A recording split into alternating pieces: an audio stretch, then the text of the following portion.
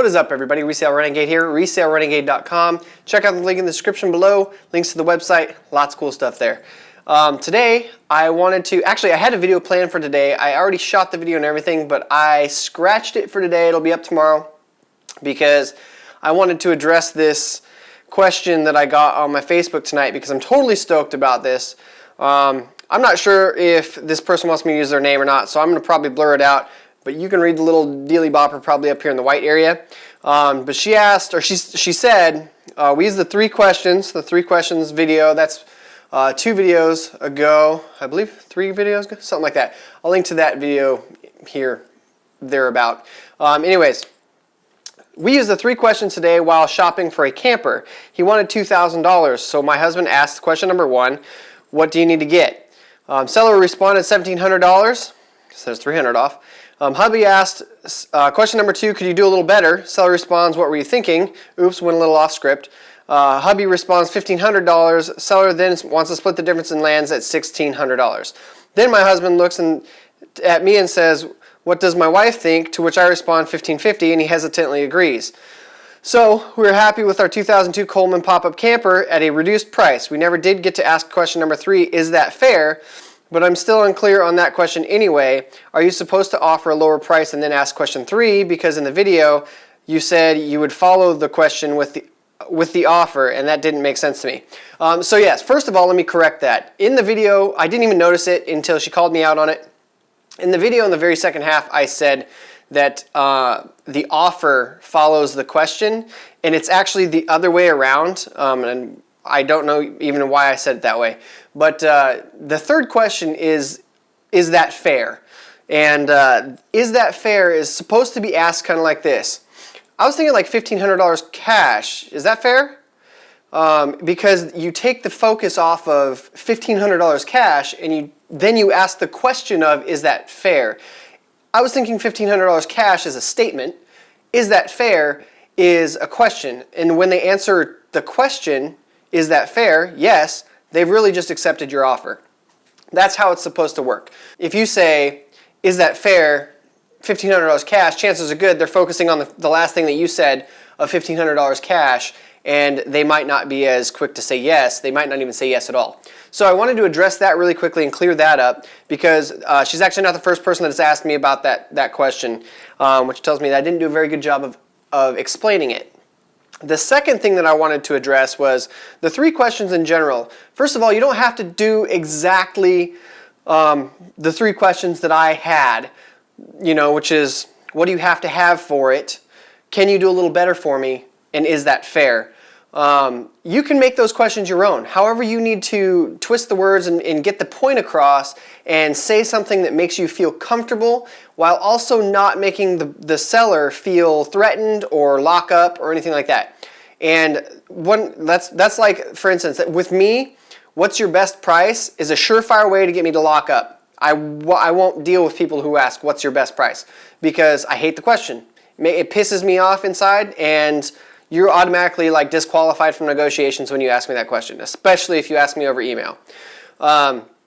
So the point is not necessarily exact phrasing of the questions, but more the philosophy of the negotiation. And that philosophy is a 2-tiered approach and then make your offer.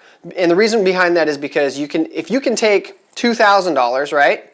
And then you can get him to come down to $1,700, and then you can ask him if he can do a little bit better, and maybe he comes down to $1,600. Well, now that's where the negotiation is starting, is $1,600. It's not $2,000. So on anything that you might be negotiating with, if it's $100, you say, what do you have? They're asking $100. What do you have to have for it? Well, I really have to have 80. Can you do a little bit better for me? I can do 75. I was thinking more like 50. See, so the negotiations start at 75, they don't start at 100.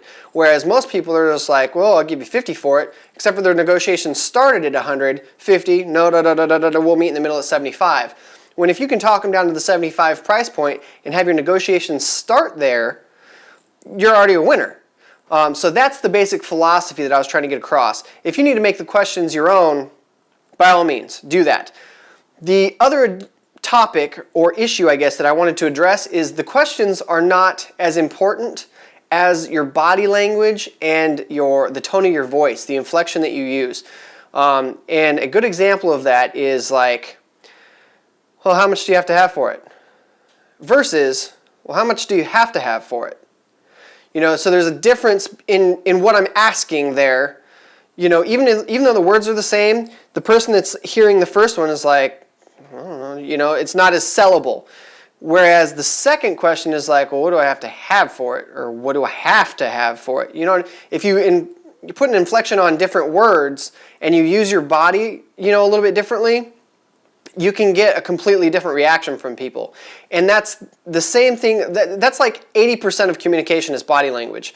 So you have to know how to use your body. That's why I say, I always advocate going out and searching, you know, yard sales and finding things that you want to negotiate on and practice on those things. Even if they're $10 items, the more practice you get using your body and using your voice and using your acting skills to negotiate, the better off you're going to be. And then you can come up with little shticks that you can do, you know, little tricks or little whatever, you know.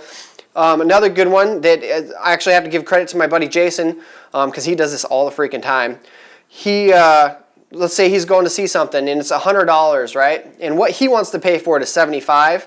He'll put, even if he has $100, he'll put $75 in his wallet. And he'll walk up and he'll pull his wallet out, and he'll pull every single dollar he has in his wallet out right in front of the buyer so that the buyer sees what's going on. And keep in mind, all the rest of his money's in his other pockets or whatever. And he's like, 20, 40, 60, 75. All I have said, will you take 75? And he does it all the time, and it works great for him because the buyer's looking at your wallet going, oh, damn, that really is all he has. And so he gets offers accepted like that all the time. And so you can come up with your own little shticks once you Once you get some experience on your belt, you're going out there at yard sales and you're negotiating maybe $5 or $10 items, $20 items, $50 items, whatever. And then you can use those same principles that you learn on more expensive items or in different areas, different places. So it is a lot to do with body language and inflection more than the actual words that you use. So keep that in mind as you're developing your questions. If you want to just use my questions, please, by all means, go ahead and use those questions. They work. They work great for me. They seem to have worked great for her. I'm not going to take credit for her negotiating skills because that was obviously her asking the questions. But she did it, and I'm super stoked that she did. And she got some money off. I mean, what'd they end up paying? $1,550 for a $2,000 trailer? That's $450 for asking 3 questions. That's pretty good, in my opinion. So I just wanted to touch on those couple topics and expand on it a little bit because I noticed a couple of people were having a little bit of issue with the questions or with how to ask them, especially that third question. So the third question, just to go over it one more time, a lot has to do with your inflection and how you ask it. And to reiterate, it's the offer and then the question. The offer is a statement, and then there's the question. So I was thinking like $1,500 cash. Is that fair? You know, my voice kind of goes up like, is that fair? Well, yeah, that sounds fair to me. You know, that's how you're supposed to ask it. And keep that in mind when you're asking, because you're like, if you say something like, is that fair? Or is that fair? You know, those are different. Is that fair? Versus is that fair? Completely different. Your voice goes down versus going up. Very, very minuscule details, I know, but they totally make a difference. So anyway, long-winded video, apologize. I just wanted to clarify about the video a couple days ago, help her out a little bit because she'd asked a question, even though I responded like 10 times on my Facebook because I was so stoked that she used the questions. And maybe clarify for you guys if you guys didn't understand. So I appreciate you guys watching. If you have any questions, please leave them in the comment section below. As always, please like, favorite, comment, and subscribe. If you're not subscribed currently, right there, subscribe. And these videos come out every day for right now, though it's been a little bit of work, I won't lie. But I really do appreciate you guys watching. I am so close to 2,000 subscribers, so if you would share and try and push me over the edge, get me to that 2,000 mark, I would really appreciate it. As always, thanks for watching. I will see you guys tomorrow. If you say, is that fair? I was thinking $1,500. Chances are good. The more